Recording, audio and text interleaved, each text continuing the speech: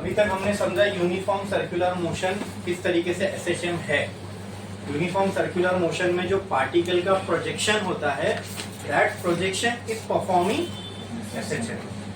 ठीक है, तो क्लियर है? यहां तक समझ में आया? और ये जो डायग्राम बनता है ना, जो डायग्राम बनता है, ठीक है, इसी डायग्राम को हम लोग फेजर डायग्राम ऑफ एसएचएम भी बोलते हैं। जब कोई particle circular motion, uniform circular motion perform कर रहा है, फिर उसके हम प्रोजेक्शन को देख रहे हैं और उसके करस्पॉन्डिंग जो डायग्राम बनता है, उस डायग्राम को हम क्या बोलते हैं? Phasor diagram. बोलो क्लियर है इतना? हाँ, मैं वापस से यही सिनेरियो यहाँ पे ड्रॉ कर रहा हूँ। इससे अभी हम लोग फेजर डायग्राम से मैंने कहा था ना आपसे, बहुत एक चीज आसान हो जाती है, वो क्या? इक्वेशन निकालना। ठीक है, जो मोशन की इक्वेशन है वो आसान हो जाती है। ठीक है, लेट्स कंसीडर ए पार्टिकल, ठीक है, which is here and it is performing circular motion. ये सर्कुलर मोशन इस तरीके से लेट से परफॉर्म कर रहा है। ठीक है, और ये है उसका सेंटर।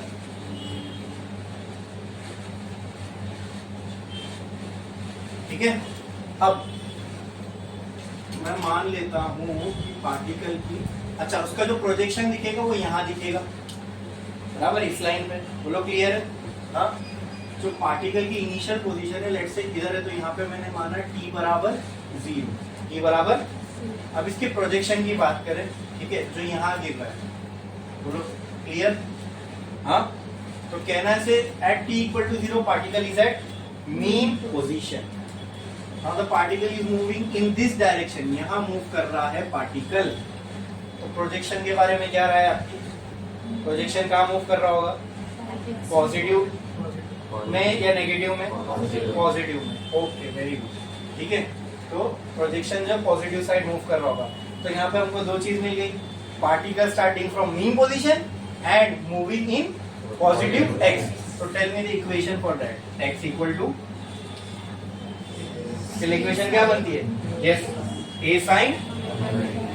ये हमने ऑलरेडी स्टैब्लिश कर चुके हैं। अब ये देखते हैं यहां से वो चीज मिलती है क्या। शुरू करें? शुरू करें, ठीक है। एट एनी टाइम t, मतलब मैंने इस मोशन को स्टार्ट किया और कुछ भी टाइम t के लिए मैंने इसको चलने दिया। तो let's say at some time, after some time t, ये पार्टिकल यहाँ पहुंच गया। t equal to t second बाद पार्टिकल यहाँ पहुंच गया। तो इसकी भी मैंने सेंटर से लेके यहाँ तक एक लाइन बनाई। बोलो, ये इतना इसने एंगुलर डिस्प्लेसमेंट कवर किया। ठीक है, ये ओमेगा एंगुलर वेलोसिटी से चला, तो एंगुलर वेलोसिटी ओमेगा बराबर होती है थीटा बाय टी के। तो थीटा बराबर होगा ओमेगा टी के। क्या ये सबको क्लियर है? हाँ कि ना? हाँ, चलो इसके प्रोजेक्शन के बारे में क्या रहा है आपकी? इसके प्रोजेक्शन को मैं यहाँ पे नीचे प्रोजेक्ट करता हूँ। ठीक है, तो आप बोलोगे सर इसके प्रोजेक्शन ने इतना डिस्प्लेसमेंट किया, इतना। तो अब मुझे आप बताओ, ये x की इक्वेशन निकाल के दो। मैं आपसे कहा ये x की इक्वेशन निकाल के दो। क्लियर है? क्लियर है? क्लियर है? इतना समझ में आ रहा है? इसमें किसी को कोई डाउट है? पक्का? पक्का? ठीक है, ठीक है। तो एक काम करो, ये वाले ट्रायंगल को देखो, ये 90 दिख रहा है? ये 90 दिख रहा है? ये x है। हाँ, ये x है। बोलो क्लियर है? हाँ, क्या ये भी पूरा 90 है? ये भी पूरा 90 है? अरे बोलो। हाँ, ठीक है। तो ये बचा हुआ कितना होगा? ये टोटल, ये 90, ये थीटा, ये बचा हुआ 90 माइनस थीटा। ये क्लियर है? इसमें किसी को कोई डाउट है? हाँ, मुझे ये निकालना है, मुझे निकालना है। चलो इसको नाम दे देता हूँ A B C। मतलब मुझे AC x की इक्वेशन निकालना है। ठीक है, अच्छा मुझे बताओ यहाँ पे 90, तो मुझे बताओ साइन x की इक्वेशन निकालना है मुझे। हाँ, अच्छा ये इसके अंदर मुझे और क्या पता है? ये थीटा है, ये ओमेगा टी है।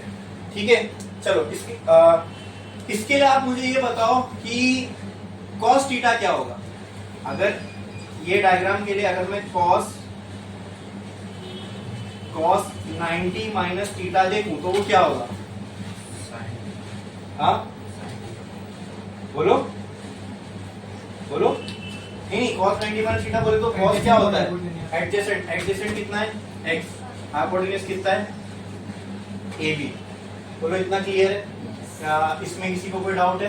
हाँ, एक और चीज हाँ, अब यहाँ पे ये समझने वाली बात है, क्या यहां से यहां तक ये a होगा, ये टोटल डिस्टेंस क्या है a, तो मैं बोल सकता हूं इस सर्कल के लिए इसका रेडियस a के बराबर है, चाहे वो प्लस a हो सकता है या फिर minus a।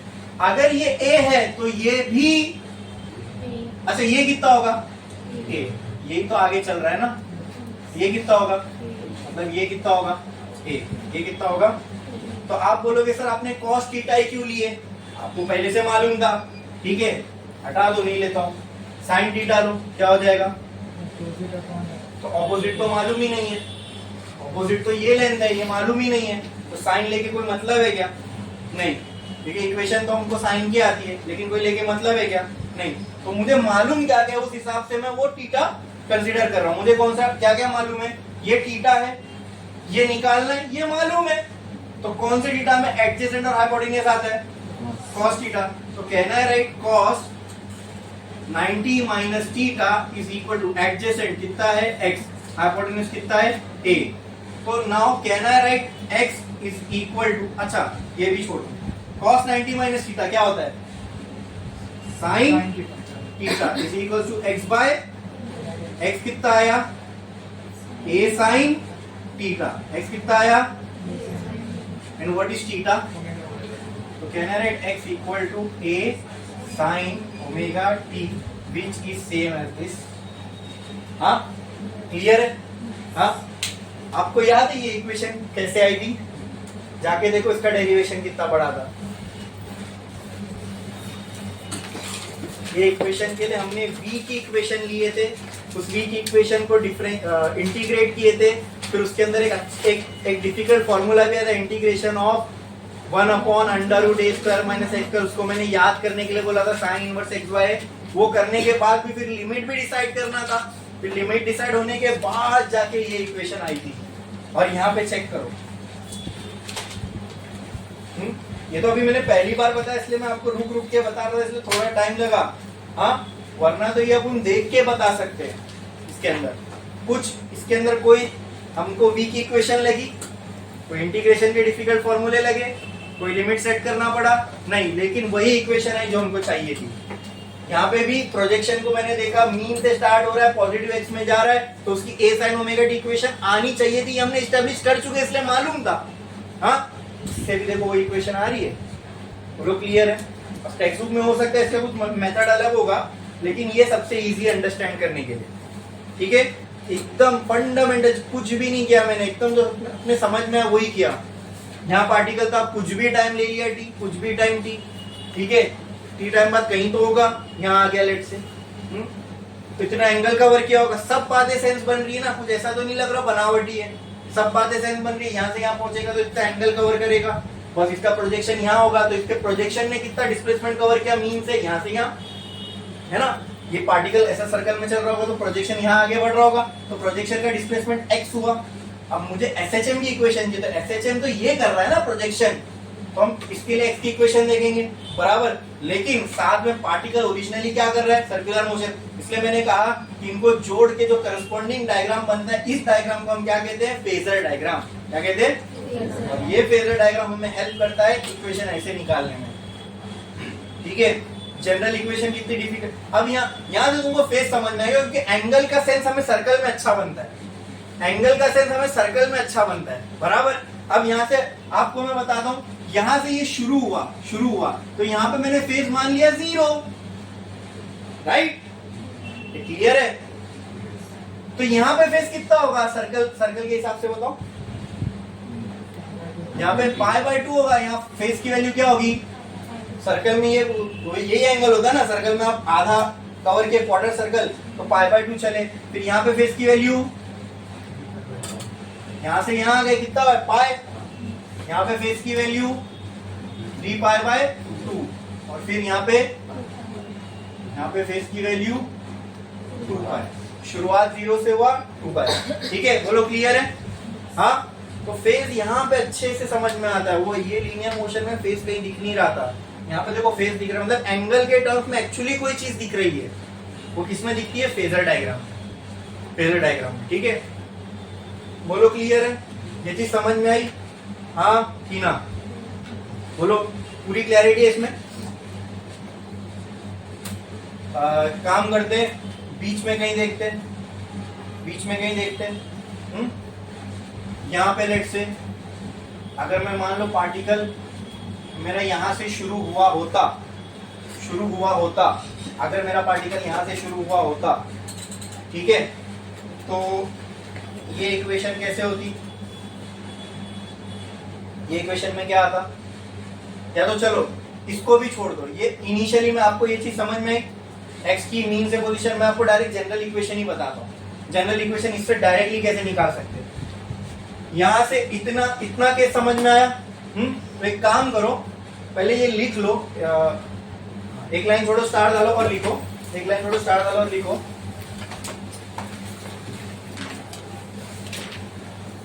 Equation of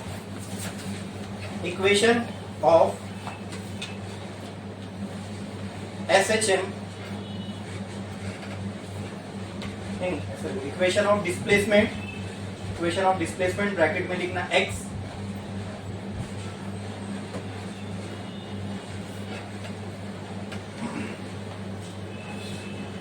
of projection of particle performing UCM, वो बार बार यूनिफॉर्म सर्कुलर मोशन लिखने की जरूरत नहीं, परफॉर्मिंग UCM, ठीक है। अब यहाँ पे भी आपको चाहिए तो इसको नाम दे दो A, इसको दे दो B और इसको दे दो C, ठीक है।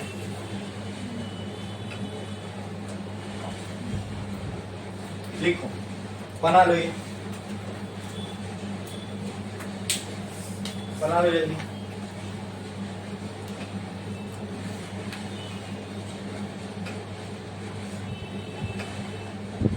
अच्छा वो यूसीएम, उसके आगे और एक और चीज लिखना बाकी रहेगा, कॉमा डालो।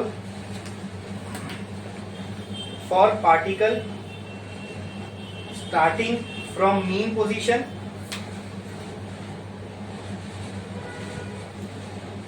and moving in positive x and moving in positive x and moving in positive x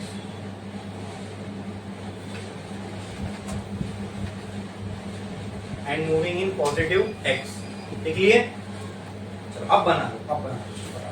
पहले ये हमने सिंपल केस समझा, फिर जनरल इक्वेशन देखेंगे इसकी।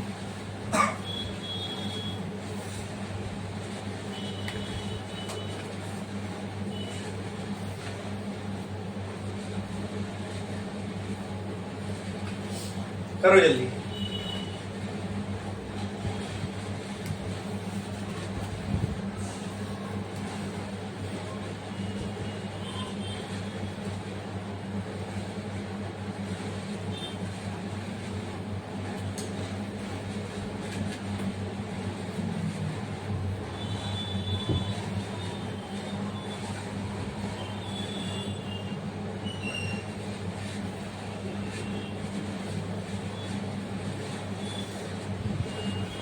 ये r के बदले ना यहाँ पे पूरा लिख दो, रेडियस, फिर ब्रैकेट में लिखो r बराबर प्लस माइनस a, उससे समझ में आएगा रेडियस या तो प्लस a के बराबर है या माइनस a के बराबर है।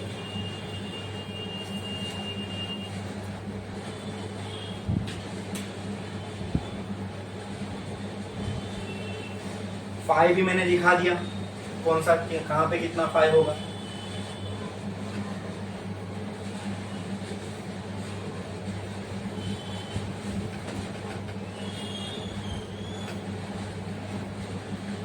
तो यहाँ पर भी पुट कर दो, ये एंगल होगा 90 माइनस,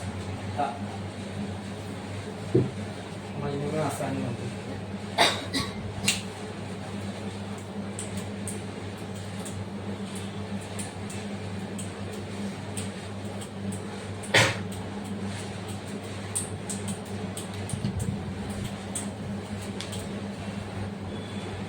हो गया लिख के सभी का, बढ़े आगे इसमें। अब जरा मुझे आप ये बताओ, ये सेंस बन रहा है क्या?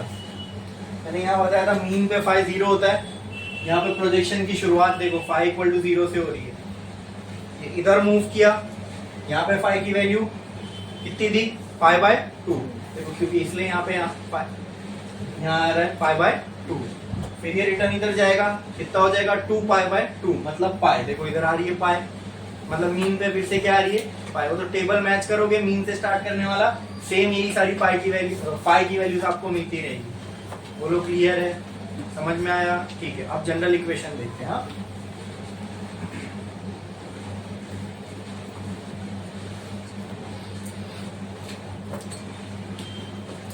एक पार्टिकल है यहाँ पे है, ठीक है, यहाँ से ये सर्कुलर मोशन परफॉर्म कर रहा है, ये उसका सेंटर है, बोलो क्लियर है? अच्छा, अब यहाँ से लेने की क्या जरूरत है, अब तो हम जनरल इक्वेशन निकाल रहे हैं ना। नाउ पार्टिकल जरूरी नहीं मीन पोजीशन से स्टार्ट हो, जनरल इक्वेशन मतलब कहीं से भी स्टार्ट हो उसके लिए वैलिड होना चाहिए। बोलो क्लियर है? हाँ, बोलो क्लियर है? मान लो particle, for sake of simplicity मैं ले लेता हूं, मान लो पार्टिकल यहां से शुरू हुआ, यहां से शुरू हुआ, तो कहना से यहाँ पे t इक्वल टू 0 होगा, हाँ, और लेट से कुछ टाइम t सेकेंड्स बाद ये यहां पहुंचा, t equal to t second बाद ये यहां पहुंचा। बोलो क्लियर है? एट t इक्वल टू 0 पे अगर मैं एक प्रोजेक्शन खींचू, लाइन खींचू, तो ये होगी, और एक t equal to t second पे ये होगी। इसने एंगुलर डिस्प्लेसमेंट कितना कवर किया, इतना, थीटा। बोलो क्लियर है? हाँ, और ये अगर ओमेगा स्पीड से चला तो इसने ओमेगा बराबर, सॉरी, हाँ, ओमेगा बराबर थीटा बाई टी, इतनी इसकी वेलोसिटी रही होगी एंगुलर, तो थीटा कितना रहा होगा यहाँ पे, ओमेगा टी के बराबर। बोलो इतना क्लियर है? बोलो इतना क्लियर है? हाँ, यहाँ पे मैंने कोई सिंपल केस लिया कि मीन से ही चालू हो रहा है, मीन से चालू होता तो फिर इजी हो जाता ना अपने लिए, पूरा सिनेरियो आसानी से समझ लेते। लेकिन आप मुझे बताओ दोस्तों, हाँ, ये है वो लाइन जिसपे इसका प्रोजेक्शन गिरेगा, ठीक है, इनिशियली ये इधर था, बाद में ये इधर आ गया, इसने इसका डिस्प्लेसमेंट किया x, इसकी अपने को इक्वेशन चाहिए, ठीक है। मुझे बताओ यहाँ पे फाई की वैल्यू क्या होगी, 0, यहाँ फाई की वैल्यू क्या होगी, यहाँ फाई की वैल्यू क्या होगी, यहाँ फाई की वैल्यू क्या होगी, और फिर से यहाँ पे फाई की वैल्यू क्या हो जाएगी, 2 पाई। बोलो इतना क्लियर है? हाँ, फाई यहां से नापते ना, फाई यहां से नापते ना, बोलो क्लियर है? हाँ, बोलो क्लियर है?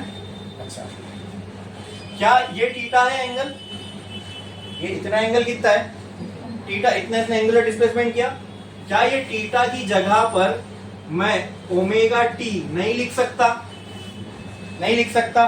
अरे बोलो, नहीं लिख सकता? लिख सकता हूं, ठीक है। इसमें किसी को कोई डाउट है? अरे बोलो, बोलो, पक्का? पक्का? ठीक है, ठीक है।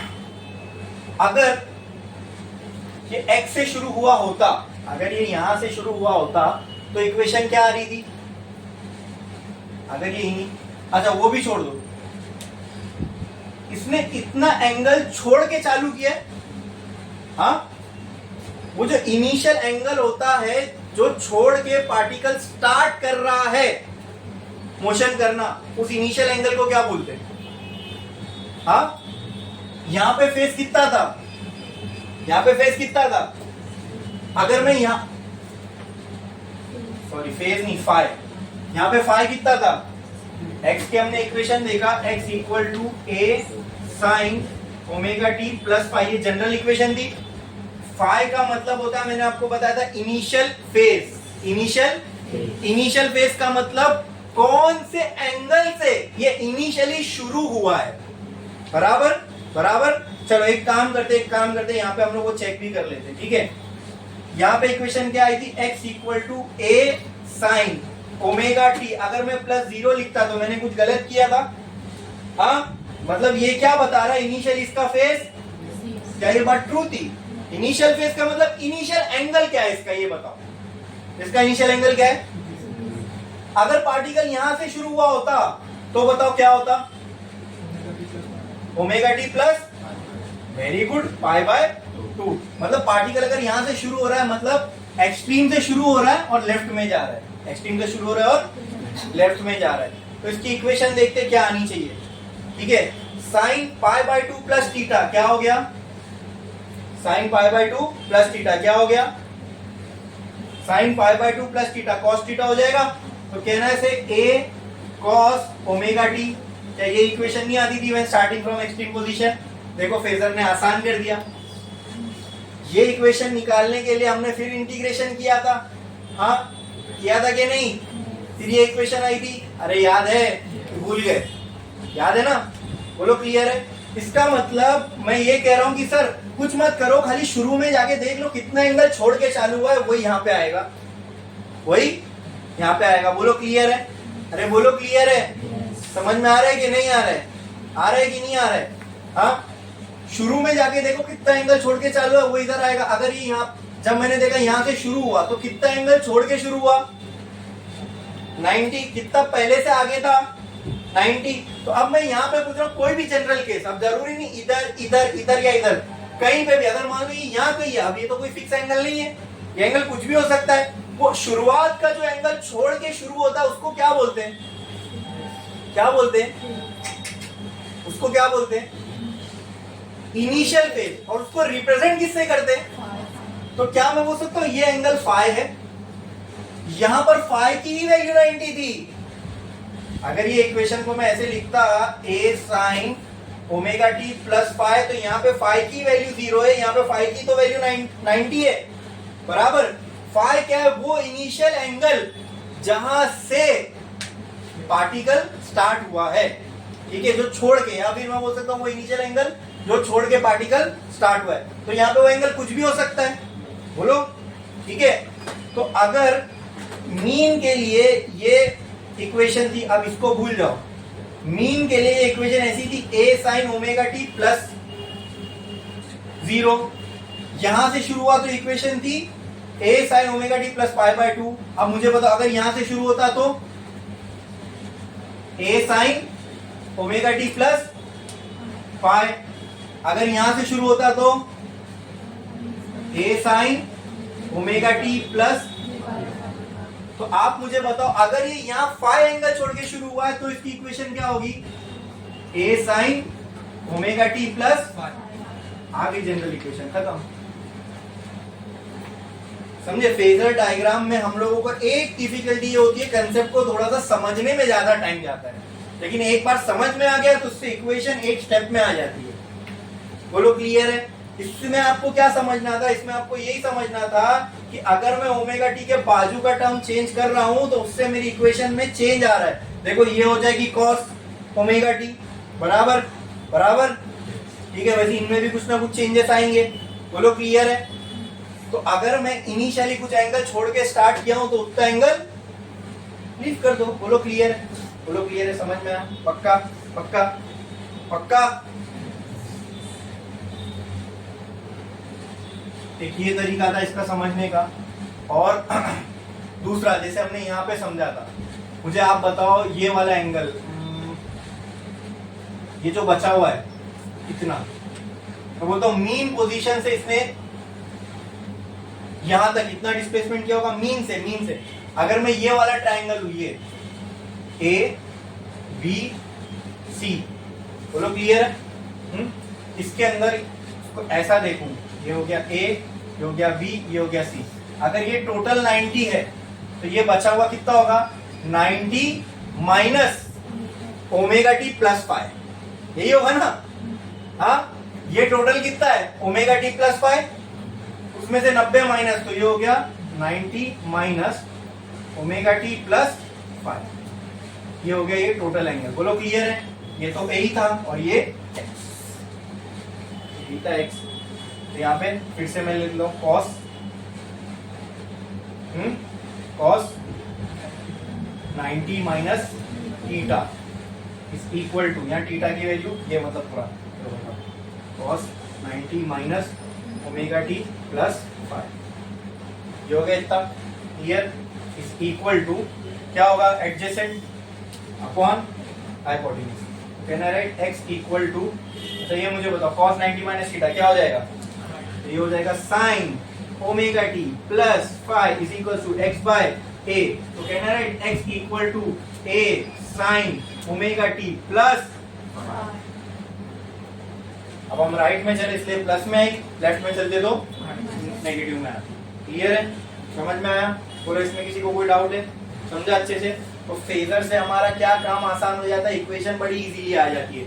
सिर्फ यही पर्पस था यूसीएम एंड एसएचएम पढ़ने का, और कुछ नहीं है इसका सिग्निफिकेंस। इसका सिग्निफिकेंस क्या था? ये हमें एक डायग्राम देता है, वो डायग्राम को हम क्या कहते हैं? Phasor diagram. उस फेजर डायग्राम का सिग्निफिकेंस क्या है? It helps us to find the equation very easily. कोई इंटीग्रेशन नहीं लगता, कोई लिमिट नहीं, कोई प्री रिक्वायर्ड फॉर्मूला नहीं। हमने x का जबकि होना ऐसे चाहिए था, मुझे x मालूम है, उससे मैं v निकाल रहा हूँ, फिर उससे मैं a निकाल रहा हूँ। वहां हमने क्या किए थे? v की इक्वेशन यूज करके x की इक्वेशन निकाले थे। v की x के साथ जो इक्वेशन थी v equal to omega under root a square minus x square, ये v की इक्वेशन x के रेस्पेक्ट में थी ना, इसको यूज करके हमने x की इक्वेशन निकाले t के रेस्पेक्ट में। याद है कि भूल गए? अरे बोलो, याद है? समझा?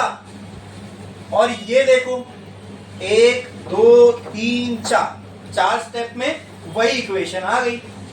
समझ में आया? वही क्या, उससे एडवांस इक्वेशन है ये।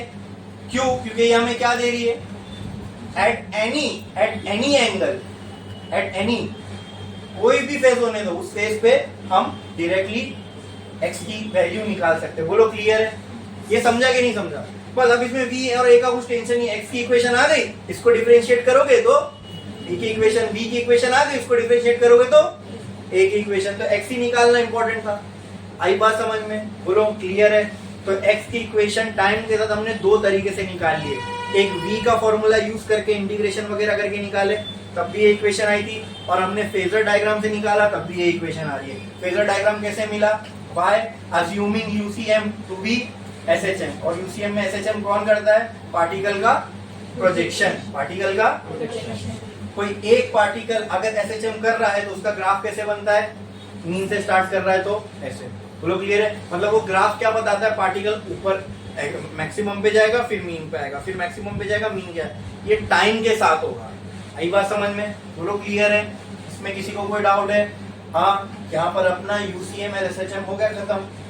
क्लियर? छापो छापो। ये तो मैंने आपको एनालिटिकल तरीका बताया, और कंसेप्चुअली वो दिखाया था omega D plus 0, omega D plus pi by 2, उससे भी सेंस बन रहा था ये पाई आने का।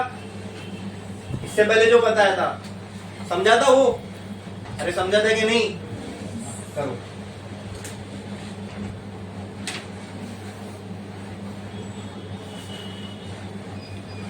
और एक और चीज, यहाँ पे मैंने इस डिस्टेंस को x बताया था इनिशियली पहले, राइट? पता है? एक याद रखना, in SHM x is always measured from mean position. हाँ, ये अगर नहीं लिखे हो पॉइंट में, जैसे मैंने एक पॉइंट लिखाया था, in SHM the direction of acceleration and force is always directed towards mean position. Note करके एसएचएम में ये भी डाल दो, फर्ज है ये। वो क्या? In SHM displacement is always measured from mean position. तो अब ये सेंस बन रहा है? हाँ, इसका डिस्प्लेसमेंट यहां हुआ, तो इसका कहां से मेजर करोगे? मीन से। ये ट्रायंगल बनेगा, बस करो ये फटाफट।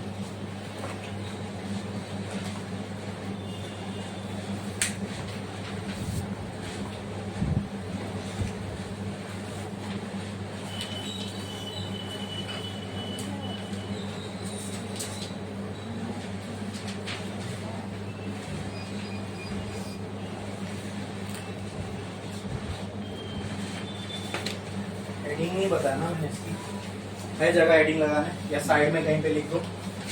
Equation of general equation of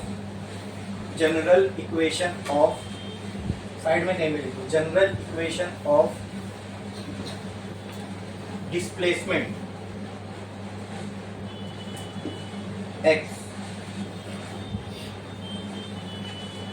of projection of particle performing UCM. Sorry, projection of particle performing SHM.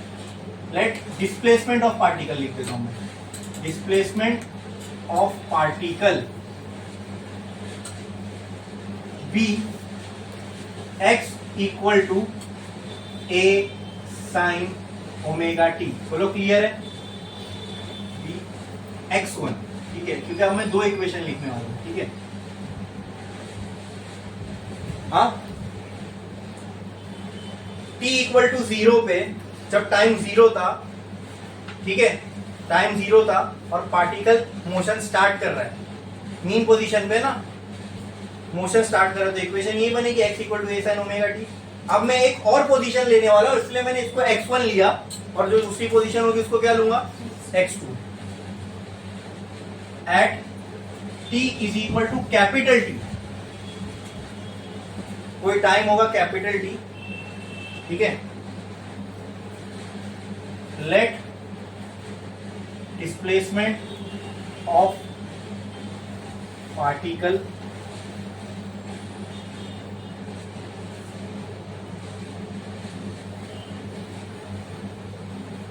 ये लिखो, पहले ये लिखो, ये भी मत लिखो, at t equal to let displacement of the particle be x1, ऐसा लिखो पहले। At t equal to 0 let displacement of the particle be x1, bracket में लिखना, ब्रैकेट में x1 के आगे ब्रैकेट में लिखना, starting from mean position, starting from mean position, moving in positive x, moving in positive x, moving in positive x। अब ये सारी कंडीशन बता दिया, मुझे x1 की इक्वेशन बताओ, आप लोग बताओ। मैंने क्या बोला, एक पार्टिकल है जो टाइम इक्वल टू 0 से चालू हुआ, उसकी डिस्प्लेसमेंट को मैंने नाम दे दिया x1 और आगे ये कंडीशन भी दे दिया कि मीन से चालू हो रहा है और पॉजिटिव में जा रहा है। x1 की इक्वेशन बताओ। Very good, a sine omega t, ठीक है। टाइम की वैल्यू क्या है, तो कहना है also write x1 equal to a sine omega 0, omega into 0, इसको आगे यूज करेंगे, फिलहाल 0 नहीं कर रहा हूं। इतना क्लियर है, ये समझ में आया? इसमें किसी को कोई डाउट है? हाँ बोलो बोलो। हाँ अच्छा, इसको मैं ऐसा भी लिख सकता हूँ, x1 is equal to a sine 0, या चलो छोड़ दो, खाली उसको t की जगह 0, क्योंकि t इक्वल टू 0 लिए ना। हाँ इतना लिख लो, इतना लिख लो।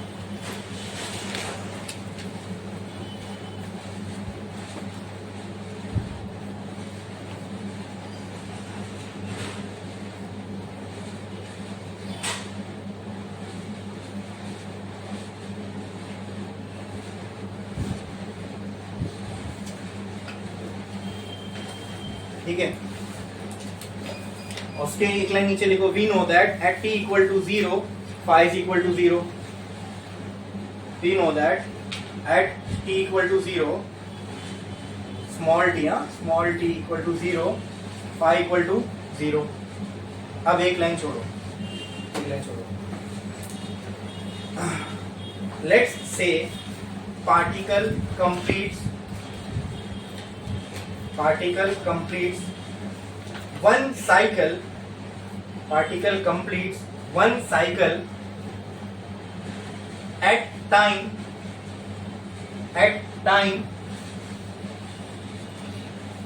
in time, ऐसा लिखो, in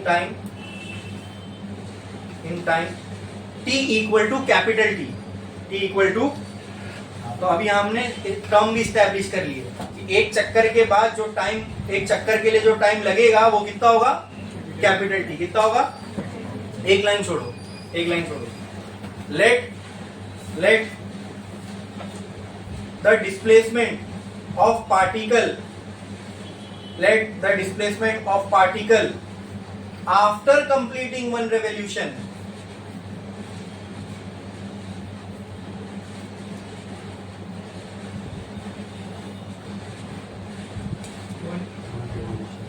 after completing one cycle, अच्छा रेवोल्यूशन इज साइकिल लिखो, आफ्टर कंप्लीटिंग वन, क्योंकि यहाँ एक रेवोल्यूशन एक साइकिल के बराबर है।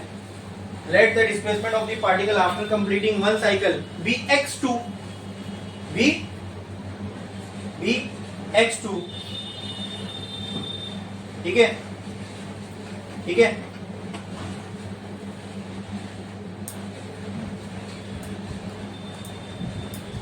लिखा आपने?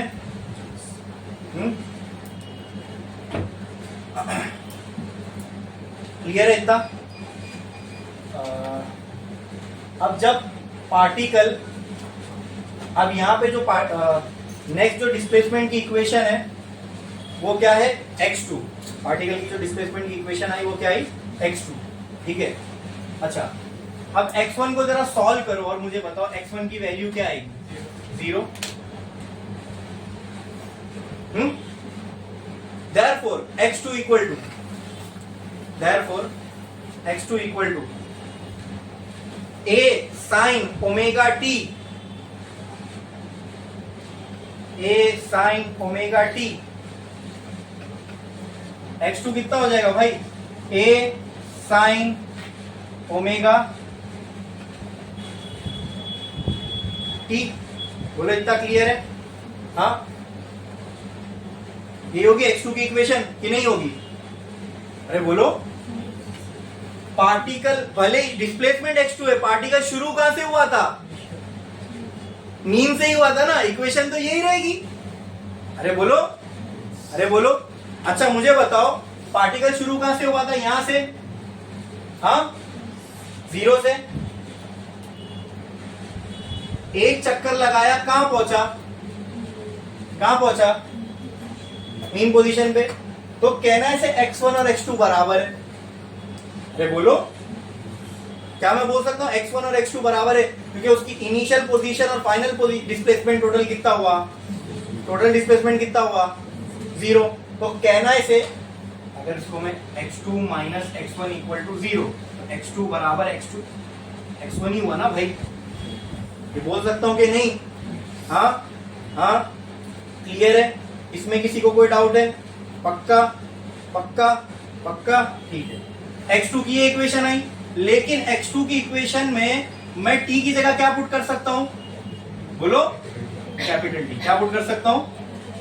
Capital T। क्या पुट कर सकता हूं? तो लिख दो ये, लिख दो ये, लिख दो ये,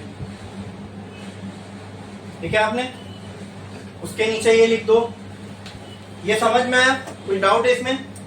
उसके नीचे लिख दो या बाजू में लिख दो। ऑल्सो, नहीं, ये we know that at t equal to capital T, phi की वैल्यू कितनी होगी? फाई की वैल्यू कितनी होगी? 2 पाई। फाई की वैल्यू 2 पाई, ठीक है। मतलब जब टाइम t होगा तो फाई की वैल्यू, फेस कितना कवर किया होगा? एंगल कितना कवर किया होगा? 2 पाई। कितना? 2 पाई, ठीक है। कितना हो गया? एक लाइन छोड़ो और लिखो, after one cycle, after one cycle the displacement of particle is 0. After one cycle the displacement of particle is 0. Therefore we can say x2 minus x1 is equal to 0। लिखो ये, x2 minus x1 is equal to 0। लिखा आपने? इतना लिख लिया? इसमें किसी को कोई डाउट है? हाँ, अब यहाँ पे ध्यान दो, यहाँ पे ध्यान दो। x2 माइनस x1 कितना आया? तो कहना है राइट x2 बराबर x1, कहना है राइट x2 बराबर x1, ठीक है। x2 की वैल्यू क्या है? a sin omega t। x1 की वैल्यू क्या आई? 0। क्या आई? वो लिखे थे x1 इक्वल टू 0? नहीं लिखे थे? नहीं लिखे थे, छोड़ दो, यही लिख दो। x1 की वैल्यू क्या आई? a sin ओमेगा इंटू, तो मुझे बताओ a sin ओमेगा t बराबर क्या आएगा? ओ, ये t आएगा कि कैपिटल T आएगा? Capital T। यहाँ क्या आएगा? Capital T। ये a को वहां फेंको तो ये क्या हो जाएगा? sin omega t is equal to 0 by a। तो फिर ये कितना हो जाएगा? बोलो sine omega capital t equal to omega capital t equal to 0। ठीक है, तो कहना है write omega capital t is equal to sine inverse of 0। Can I write this? Now tell me sine inverse 0 कहां पे होता है? 180 पे, बराबर। लेकिन मैं यहाँ 180 नहीं लूंगा, इसीलिए मैंने आपको, अब आप बोलोगे सर ये ऐसा कैसा 180 नहीं ले रहे, हाँ आपको तो बोलोगे 2 पाई पे भी 0 होता है, फिर 3 पाई पे भी 0 होता है, तो आप एक पर्टिकुलर वैल्यू लेने वाला हूँ पाई। साइन इनवर्स 0 का मतलब क्या? वो एंगल जहां पे साइन 0 होता है। तो साइन 0 180 पे भी होता है, 360 पे भी होता है, फिर प्लस और 180 540 पे भी होगा। तो मैं एक फिक्स वैल्यू लेने वाला हूं। क्यों? इसके लिए मैंने आपको समझाया, हमको सिर्फ एक चक्कर के लिए देखना है। कितने के लिए? अगर मैं यहां पे देखो ओमेगा टी बराबर अगर मैं पाई ले लूं 180, ठीक है, मतलब पार्टिकल यहीं तक पहुंचा। हमने जो मोशन कंसीडर किया है वो किसके लिए किया? पूरी एक साइकिल के लिए। तो पूरी एक साइकिल कितने पे जाके कंप्लीट होगी? क्या वहां पर भी साइन 0 होता है? तो हम कौन से थीटा वाला एंगल लेंगे? यानी हम कौन सा 0 एंगल लेंगे जहां पे एक साइकिल भी कंप्लीट हो रही है और वहां पे साइन 0 भी मिल रहा है। ये बात समझ में आई? अब समझ में आया मैं 2 पाई ही क्यों ले रहा हूं? ये बड़ा इंपॉर्टेंट है, लोग याद करा देते हैं इसको। ठीक है, टी इक्वल ले लो 2 पाई, कहां 0 होता है? 2 पाई पे। अरे सर लेकिन पाई पे भी 0 होता है, 3 पाई पे भी 0 होता है और 5 पाई पे भी 0 होगा। मैं 2 पाई ही क्यों ले रहा हूं? क्योंकि हमने जब 0 से शुरू किया और हमको निकालना था टाइम पीरियड। हमको क्या निकालना था? मुझे बताओ डेफिनेशन ऑफ टाइम पीरियड क्या है? It is the time required to complete 1 cycle. मुझे सिर्फ एक साइकिल का टाइम चाहिए और मुझे पता है जहां एक साइकिल कंप्लीट हुई वहां पे पाई की वैल्यू कितनी थी, या फिर 5 वाई सब छोड़ दो। जब एक चक्कर कंप्लीट हुआ तो ये पार्टिकल ने टोटल एंगल कितना कवर किया? बोलो, यहां से शुरू हुआ, पूरा एक चक्कर काटा तो पार्टिकल ने कितना एंगल कवर किया? 2 पाई 360। क्लियर है? हाँ। और मुझे इक्वेशन भी ऐसी आ रही है कि जहां पे मुझे साइन की वैल्यू 0 चाहिए, तो दोनों बात ये 2 पाई को सेटिस्फाई कर रहा है, 2 पाई दोनों को सेटिस्फाई कर रहा है। 2 पाई पे साइन की वैल्यू 0 भी है और 2 पाई पे अपना एक साइकिल कंप्लीट भी हुई, इसीलिए हम लोग क्या ले रहे हैं? 2 पाई। अब बचा क्या? ओमेगा को वहां फेंकना है। T equal to 2 pi by omega आ गया यहाँ से टाइम पीरियड, और यहीं से ये ओमेगा की वैल्यू आती है 2 पाई बाय कैपिटल टी। समझ में आया? हाँ, 2 पाई बाय कैपिटल टी हम ओमेगा की वैल्यू हर जगह यूज करते हैं ना, देखो यहाँ से आती है। बोलो क्लियर है? ये समझ में आया क्या? इसमें किसी को कोई भी डाउट है? कोई भी डाउट है? अब ये फॉर्मूला आप लोग किसी भी जगह यूज कर सकते हो एक साइकिल के लिए। बोलो क्लियर है? ये सब लिखे हो? ये सब लिखे हो? दूसरी चीज, इसका एक थोड़ा सा मॉडिफिकेशन है स्पेशली फॉर एसएचएम। ठीक है, वो मैं देखता हूँ, दिखा दो। आपको पता ओमेगा की अपने को एक वैल्यू आई थी, ओमेगा स्क्वायर की वैल्यू आई थी k बाय m, जब हम डिफरेंशियल इक्वेशन ऑफ एसएचएम कर रहे थे। हाँ, तो कुछ नहीं करना, खाली वो वैल्यू यहाँ पुट करना है। तो कहना है ओमेगा बराबर under root k by m। हाँ, यहाँ पुट कर दो। तो t can be written as 2 pi divided by under root k by m। t equal to 2 pi, ये ऊपर जाएगा तो पलटी m by k। Equation time period का फॉर्मूला।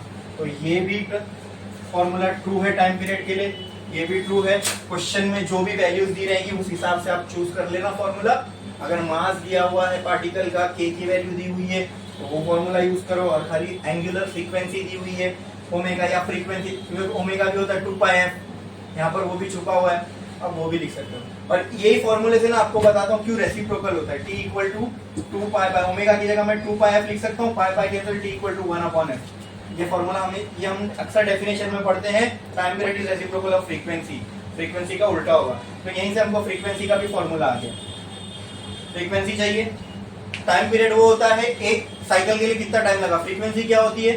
एक सेकंड में कितनी साइकिल कंप्लीट होती है? यहाँ से फ्रीक्वेंसी का फॉर्मूला 1/T है, तो फ्रीक्वेंसी कितनी हो जाएगी? ω/2π, और फ्रीक्वेंसी का एक और फॉर्मूला वो हो जाएगा 1/2π, पूरा उल्टा हो जाएगा ना, √k/m। ठीक है, कर लो। टाइम पीरियड पहले लिखो। टाइम पीरियड का कहां तक लिखे आपने? यहां तक लिखे हो ना, इसके आगे ये, फिर ये, फिर ये पहले लिख लो। ठीक है, इतना पार्ट लिखो। जल्दी जल्दी जल्दी जल्दी करो, जल्दी करो।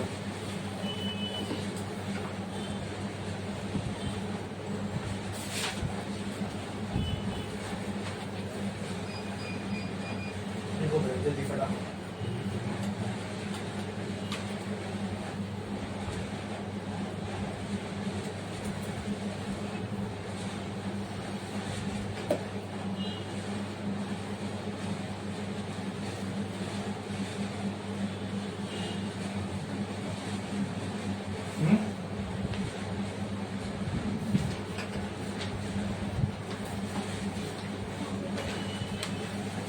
अच्छा हाँ, यहाँ पे कैपिटल टी है। करो जल्दी।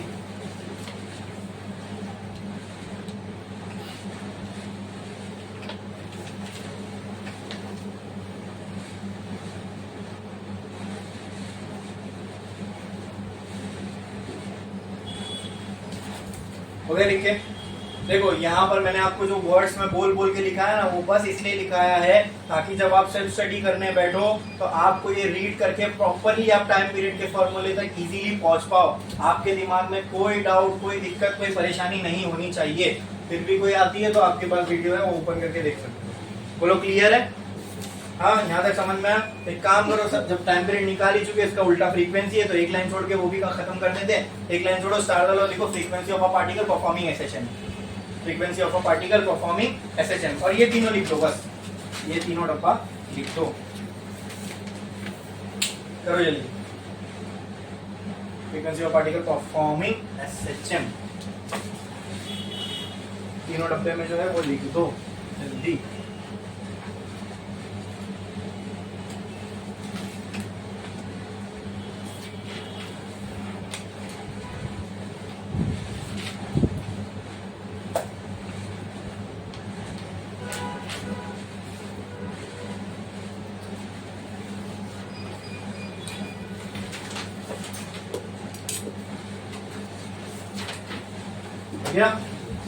हो गया? फ्रीक्वेंसी के बारे में भी लिख दिए।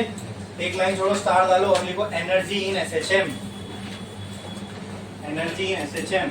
अब अगर कोई पार्टिकल मोशन परफॉर्म कर रहा है तो मोशन बिना एनर्जी के तो करेगा नहीं। आपको अगर यहाँ से घर जाना है, मोशन करना है, के लिए क्या चाहिए? एनर्जी चाहिए ना। हाँ, तो ये भी कर रहा है मोशन, तो इसके पास भी क्या होगी? एनर्जी होगी। Now this type of motions are called as mechanical motion। कोई चीज एक्चुअल में मूव करती हुई दिख रही है तो मैकेनिकल एनर्जी जो होती है उसकी, मतलब मैकेनिकल एनर्जी या टोटल मैकेनिकल एनर्जी हम मानते हैं is equal to kinetic energy and total mechanical energy is equal to kinetic energy plus potential energy. ठीक है, क्योंकि हम यहाँ चीजों को मॉलिक्यूलर लेवल पे नहीं देखते जहाँ पे इंटरनल एनर्जी, वाइब्रेशनल एनर्जी, ये सारी चीजें आ जाए। आई बात समझ में? कोई चीज का मोशन हो रहा है, सिंपल है, रेस्ट पे रही होगी, मोशन रहा होगा, रेस्ट पे थी तो पोटेंशियल एनर्जी, मोशन करने लगी वो पोटेंशियल एनर्जी किसमें कन्वर्ट हो गई? काइनेटिक में। तो टोटल एनर्जी इसकी क्या हो सकती है? पोटेंशियल एनर्जी और काइनेटिक एनर्जी, बस। ठीक है, अरे समझ में आ रहा है कि नहीं? एक पार्ट में रेस्ट पे हूं तो अब मेरे पास रेस्ट पे होने की वजह से जो energy that is potential energy. Energy because of position, electrostatic में पढ़े थे, रेस्ट पे हूं तो पोजीशन है मेरी कुछ, उसकी वजह से मेरे पास जो energy that is potential energy. अब मैं मूव करने लगा तो मेरे पास एनर्जी रही होगी तभी मैं मूव करा। तो एनर्जी जब मैं मूव करा, मेरे पास वेलोसिटी आई तो मेरे पास एनर्जी कौन सी है? Kinetic energy. लेकिन हमको ये मालूम है एनर्जी प्रकट नहीं हो सकती, वही एनर्जी का फॉर्म होगा, वही काइनेटिक में कन्वर्ट हुआ होगा। तो क्या मैं बोल सकता हूँ मेरे पास जो पोटेंशियल एनर्जी थी उसको मैंने खर्च किया और मैंने मोशन किया, तो जो पोटेंशियल एनर्जी थी वही किसमें कन्वर्ट हो गई? Kinetic energy. समझ में आया? क्लियर है? हाँ, ठीक है। तो जब हम चीजों को ऐसा ऊपरी तौर पर देखते हैं, पार्टिकल लेवल पे या एटॉमिक लेवल पे नहीं जाते हैं, ठीक है, तो मैं बोल सकता हूँ दो मेजर टाइप के एनर्जी रही होगी। काइनेटिक एनर्जी और पोटेंशियल एनर्जी, मतलब पोटेंशियल एनर्जी है वही काइनेटिक में कन्वर्ट हो रही है, फिर पोटेंशियल एनर्जी, फिर काइनेटिक एनर्जी। तो इस टाइप की एनर्जी को क्या बोलते हैं? Mechanical energy. कहीं पे आपको मोशन होता हुआ दिख रहा है ना, तो वहां पे जो एनर्जी टोटल एनर्जी होती है उसको हम क्या बोलते हैं? Mechanical energy. क्या? Mechanical energy. और टोटल मैकेनिकल एनर्जी किसके बराबर होती है? मतलब अगर मैं रेस्ट पे हूं तो मेरे पास सारी की सारी एनर्जी पोटेंशियल के फॉर्म में, काइनेटिक एनर्जी मेरी क्या है? 0। जब मैं मोशन में हूं तो रेस्ट पे नहीं हूं, तो सारी एनर्जी हो सकता है थोड़ी पोटेंशियल में भी बाकी हो और कन्वर्ट हो रही हो काइनेटिक में। आई बात समझ में? ऐसा भी हो सकता है। बोलो क्लियर है? अरे बोलो क्लियर है?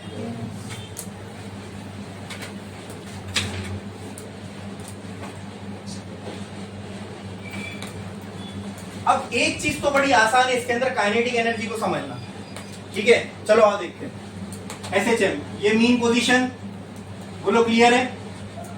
ये एक्सट्रीम, ये एक्सट्रीम, ये पॉजिटिव एक्सट्रीम पोजीशन, ये नेगेटिव एक्सट्रीम पोजीशन। यहां पे मुझे बताओ x की वैल्यू क्या होगी? यहाँ x इसके बराबर, यहाँ x इसके बराबर माइनस है। वेलोसिटी के बारे में क्या है? यहाँ वेलोसिटी 0 कहाँ होती है? यहाँ पे। यहाँ वेलोसिटी कितनी? यहाँ वेलोसिटी कितनी? यहाँ वेलोसिटी क्या होगी? मैक्सिमम। क्या होगी? और वो मैक्सिमम वैल्यू क्या है? प्लस माइनस ए ओमेगा। बोलो क्लियर है इतना? इसमें किसी को कोई डाउट है? अच्छा, अब मुझे क्या है? मुझे अगर मान लो पार्टिकल यहाँ पे रेस्ट पे है, क्या है? तो अगर मैं बोलता हूँ आपको टोटल एनर्जी किसी भी पार्टिकल की जो मैकेनिकल मोशन कर रहा है वो बराबर होती है kinetic energy plus potential energy के। हाँ, ये इक्वेशन है मेरे पास। टोटल एनर्जी, अभी एग्जांपल में रेस्ट पे हूँ तो मेरी टोटल एनर्जी कितनी होगी? सिर्फ मेरी पोटेंशियल एनर्जी के बराबर। अगर मैं मोशन करने लगा तो जैसे जैसे मोशन करूंगा धीरे धीरे पोटेंशियल में से कुछ एनर्जी किसमें कन्वर्ट हो रही होगी? मतलब मान लो अगर मेरे पास 10 जूल टोटल एनर्जी है और अगर मैं रेस्ट पे हूं तो वो 10 के 10 जूल टोटल एनर्जी किसके फॉर्म में होगी? पोटेंशियल एनर्जी के। आई बात समझ में? मतलब पोटेंशियल एनर्जी ही टोटल एनर्जी हो जाएगी। समझ में आ रहा है? हाँ। अब मैं मोशन करना शुरू किया तो हो सकता है पोटेंशियल में से 1 जूल काइनेटिक में गई, फिर पोटेंशियल में से 2 जूल काइनेटिक में गई, 3 जूल काइनेटिक में गई। ऐसा एक मैक्सिमम मेरी काइनेटिक एनर्जी कितनी हो सकती है? 10 जूल। उस टाइम पे पोटेंशियल एनर्जी कितनी हो जाएगी? 0। और टोटल एनर्जी किसके बराबर हो जाएगी? मतलब उस टाइम में मेरी टोटल एनर्जी मेरी काइनेटिक एनर्जी है, और इस 0 से 10 के बीच में मेरी टोटल एनर्जी कितनी होगी? कुछ भी, लेकिन वो इक्वेशन के टर्म्स में बोलो तो कुछ भी क्या होगा? जैसे पोटेंशियल में से 1 निकली और 1 कन्वर्ट हो गई काइनेटिक में, पोटेंशियल में कितनी बची? 9, और काइनेटिक में 8। फिर दूसरी joule potential, 2 joule potential energy kinetic में कन्वर्ट हुई तो मेरी काइनेटिक एनर्जी कितनी हो गई? 2, और पोटेंशियल एनर्जी 8। टोटल एनर्जी कितनी हुई? अब भी 10 है। क्यों 10 है? क्योंकि एनर्जी कंजर्व्ड है। एनर्जी बढ़ नहीं सकती ना घट सकती है, एनर्जी कंजर्व्ड है। टोटल एनर्जी हमेशा क्या रहेगी? कांस्टेंट। यही है law of conservation of energy. ये सबको पता है? अरे बोलो, क्या ये लॉजिकली आपके भी बात समझ में आ रही है? तो मैंने क्या कहा आपसे? 0 पे मेरी टोटल एनर्जी पोटेंशियल एनर्जी के बराबर, मैक्स 10 जूल पे मेरी टोटल एनर्जी काइनेटिक एनर्जी के बराबर, 0 से 10 के बीच में मेरी total energy kinetic energy plus potential energy के बराबर होगी। यही है वो इक्वेशन। समझ रहे हो? क्लियर है? समझ में आया? इसमें किसी को कोई डाउट है? हाँ। चलो काइनेटिक एनर्जी की बात करते हैं। सबसे पहले ये टोटल एनर्जी की इक्वेशन आ गई। काइनेटिक एनर्जी का फॉर्मूला क्या होता है? सबसे आसान है ऐसे जब मैं काइनेटिक एनर्जी को समझना। क्यों? ठीक है, काइनेटिक एनर्जी एट मीन छोड़ दो, एट प्लस ए कितनी होगी? काइनेटिक एनर्जी एट प्लस ए कितनी होगी? क्यों 0? क्योंकि वहां भी 0 है। वहां काइनेटिक एनर्जी क्या हो गई? तो यहाँ टोटल एनर्जी किसके बराबर होगी? पी के बराबर। भूल गए? यहाँ टोटल एनर्जी किसके बराबर होगी? पोटेंशियल के, क्योंकि यहाँ काइनेटिक एनर्जी पूरी क्या है? तो टोटल एनर्जी सारी की सारी किसमें मिलेगी? पोटेंशियल में। माइनस ए पे काइनेटिक एनर्जी, यहाँ पे पोटेंशियल एनर्जी, यहाँ पे काइनेटिक एनर्जी क्या मिलेगी? क्योंकि यहाँ क्या मैक्सिमम है? We maximum. बोलो क्लियर है? ये मोशन की बात होगी ना, जब मोशन में होगा। ठीक है, तो एक लाइन छोड़ो, लिखो we know that total energy, total mechanical energy और total energy, we know that total mechanical energy और टोटल एनर्जी, और इसके आगे हम सिर्फ टोटल एनर्जी का टर्म यूज करेंगे। We know that total mechanical energy और टोटल एनर्जी ब्रैकेट में लिख दो टीई, ऐसा capital TE is equal to kinetic energy plus potential energy. ये इक्वेशन लिख दो, ये वर्क पावर एनर्जी से आती है 11th में आप पढ़ो, ठीक है, लिखो। लिख लिया इतना। अब एग्जैक्टली अब इसकी इक्वेशंस निकालते हैं, ठीक है। अब आते हैं सबसे पहले काइनेटिक एनर्जी में, ठीक है। एक लाइन थोड़ा शायद लिखो, kinetic energy, kinetic energy, kinetic energy,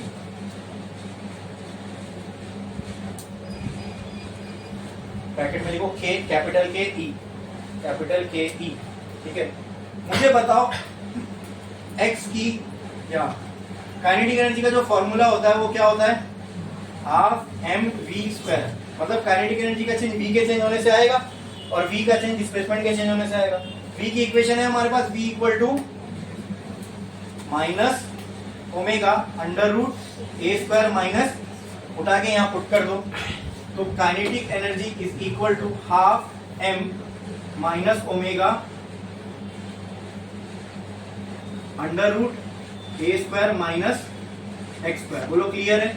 अब देखो ये माइनस है ना, square the whole square, square होने के बाद तो माइनस बचेगा नहीं, तो kinetic energy will be equal to half into m into omega square, ठीक है, ठीक है, इंटू ये पूरे से स्क्वायर हटेगा तो क्या हो जाएगा ब्रैकेट में ए स्क्वायर माइनस एक्स स्क्वायर। बोलो इतना क्लियर है। हाँ, क्या हमने अभी थोड़े टाइम पहले ये देखा था कि ओमेगा स्क्वायर बराबर होता है के बाय एम के। हाँ, तो कहना है राइट m इंटू के बाय एम इंटू ए स्क्वायर माइनस एक्स स्क्वायर। बोलो क्लियर है, ये m, तो क्या बच रही है काइनेटिक एनर्जी, बोलो काइनेटिक एनर्जी कितनी आ रही है मेरे पास, 1/2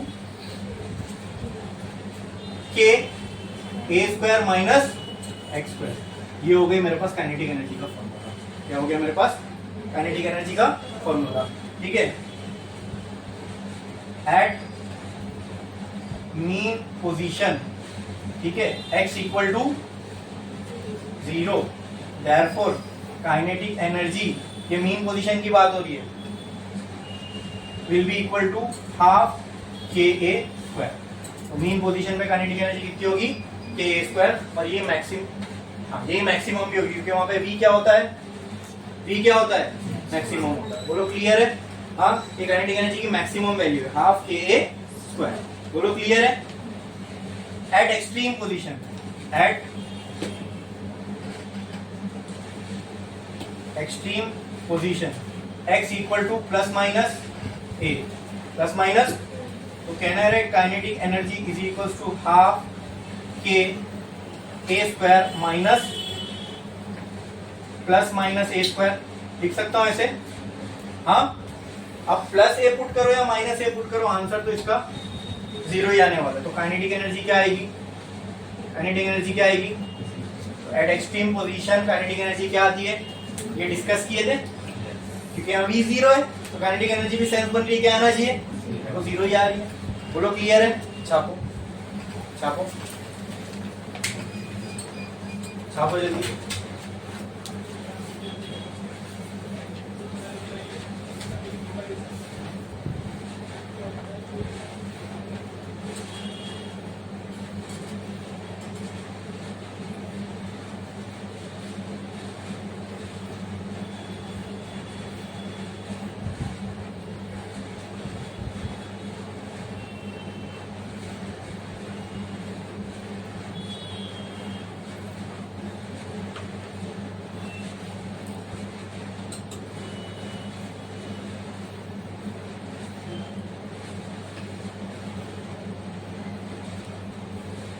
अगर मीन पे काइनेटिक एनर्जी मैक्सिमम है तो मीन पे पोटेंशियल एनर्जी कितनी आनी चाहिए,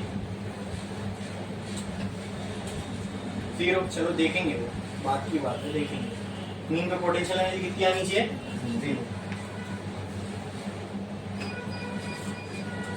इसको आप लिख सकते हो डब्बा डाल के, ऐसा लिख दो काइनेटिक एनर्जी मैक्स, और इसको ऐसा डब्बे में लिख दो, ये है काइनेटिक एनर्जी मिनिमम। ठीक है, तो काइनेटिक एनर्जी की मैक्सिमम वैल्यू, क्यों मैक्सिमम वैल्यू, क्योंकि यहाँ पे V क्या होगा, बोलो ना भाई, मैक्सिमम, और ये मिनिमम क्यों, क्योंकि यहाँ V क्या होगा, करो जल्दी करो जल्दी, हो गया।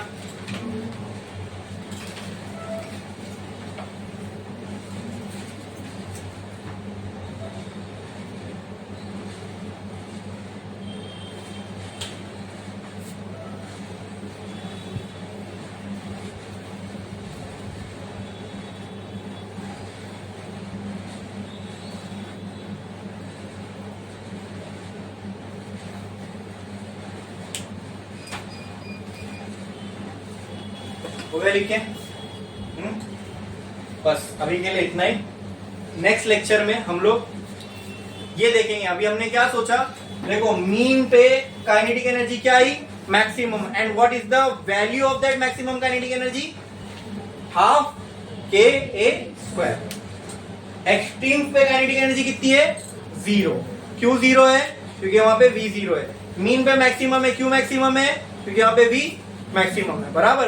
तो टोटल एनर्जी की इक्वेशन क्या थी, अगर सारी की सारी एनर्जी काइनेटिक में है तो वहां पे पोटेंशियल क्या होना चाहिए, तो आपके हिसाब से आपको क्या लगता है, मीन पे पोटेंशियल एनर्जी क्या होना चाहिए, मीन पे पोटेंशियल एनर्जी क्या होना चाहिए, बोलो 0।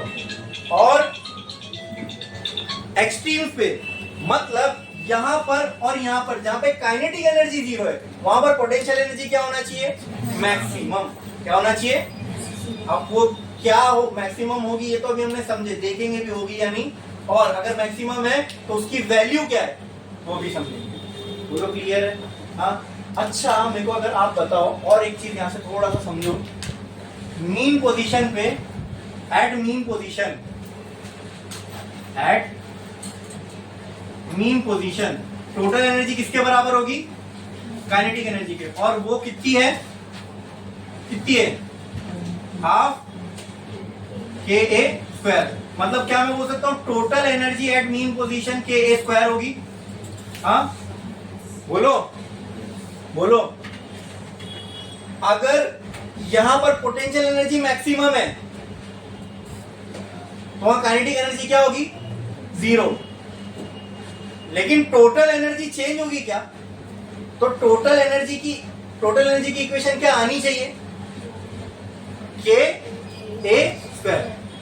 बस मीन पे ये टोटल एनर्जी काइनेटिक के बराबर है, एक्सट्रीम पे यही टोटल एनर्जी किसके बराबर होगी, पोटेंशियल के। और यहां से आप उसकी वैल्यू प्रिडिक्ट कर सकते हो, क्योंकि टोटल एनर्जी चेंज नहीं होने वाली। यही टोटल एनर्जी, जैसे हमारे केस में रेस्ट में टोटल एनर्जी 10 जूल थी, लेकिन वो 10 जूल पोटेंशियल के फॉर्म में थी। जब मैं मोशन में आया तब भी वो एनर्जी 10 जूल थी, लेकिन अब वो 10 जूल टोटल तो चेंज हुई नहीं। तो मैं ये कह रहा हूं कि जब ये मीन पर है तो टोटल एनर्जी के ए स्क्वायर के बराबर है, लेकिन वो के ए स्क्वायर मीन पे,